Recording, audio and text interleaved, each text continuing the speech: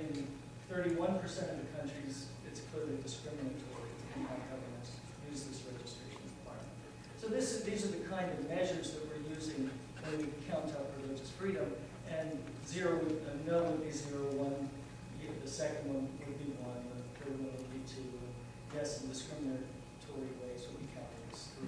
So countries get higher scores, the worse or the more restrictive they are in any of these measures. Government involvement in religion, we have 13 questions, such as what's the balance of government funding and resources to the religious sector? Interestingly, again, almost 9 in 10 countries of the world fund religion. We're not in a non-religious world where secularism has taken over. In most countries, governments provide some resources out of their coffers or out of their material possessions to support religion. In most places, it's not provided in a balanced way. So this funding from governments generally goes to some religions to the exclusion of others. So this is an example of a question. And then religious hostilities in society. We're primarily looking at whether or not groups in society impede the free practice of religion and seek to shut out other religions. So it's sort of a protectionism by religious groups within society themselves. So they themselves want to prevent religious competitors, you could say.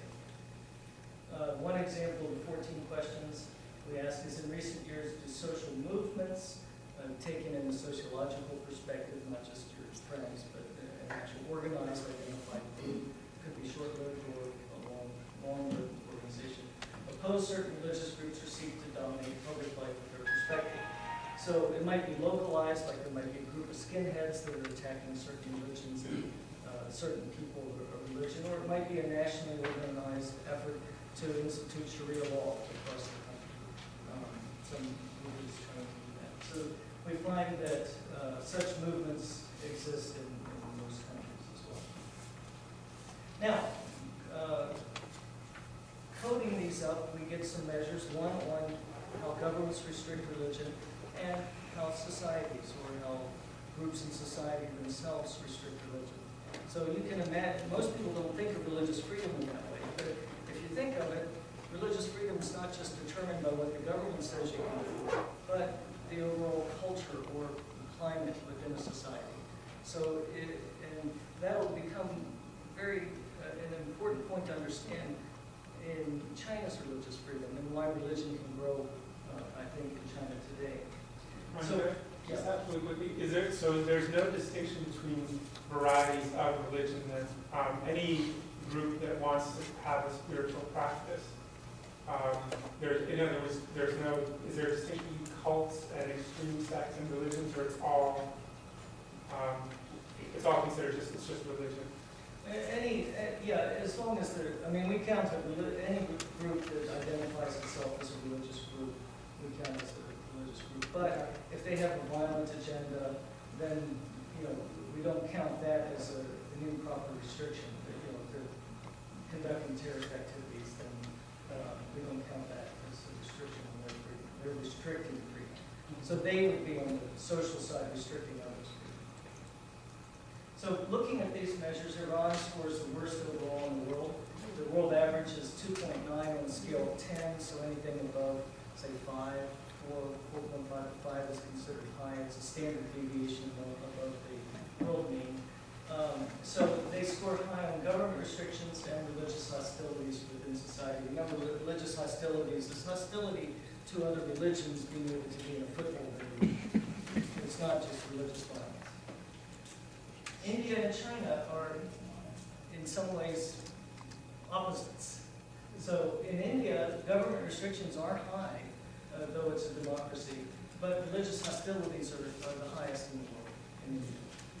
Whereas in China, government restrictions are among the highest in the world, but religious hostilities are fairly low.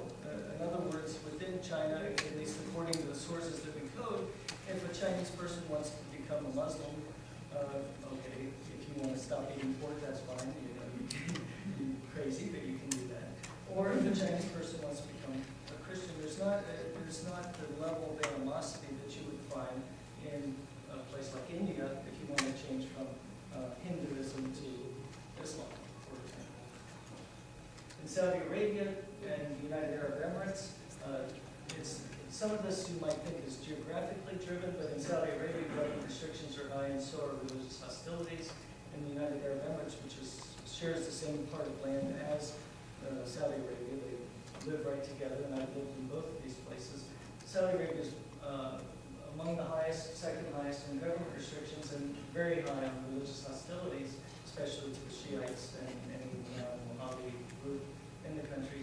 Whereas the United Arab Emirates is low, and religious hostilities are low, primarily because locals stay to themselves, and it's an interesting situation.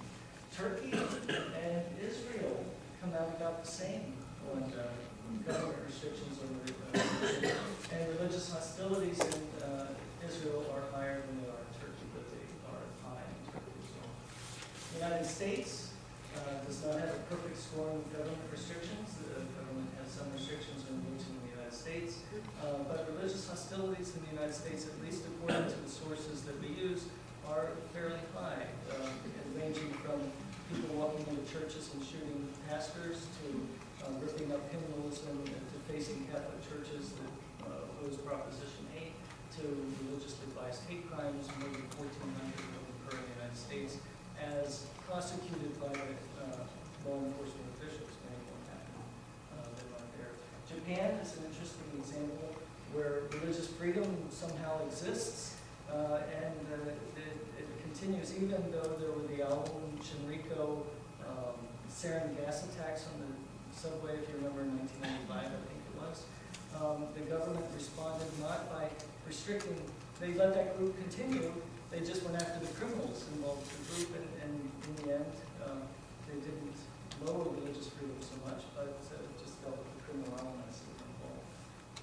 France also surprisingly high on the religious hostilities. Well, let's see.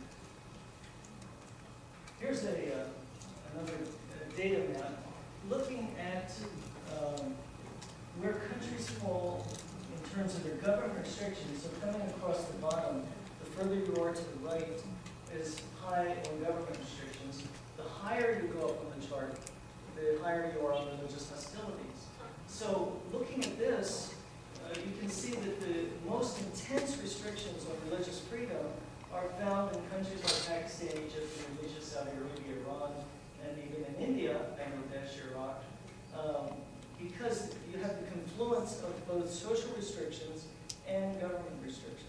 So, walking down the street in Pakistan is a different experience than walking down the street in China in terms of being able to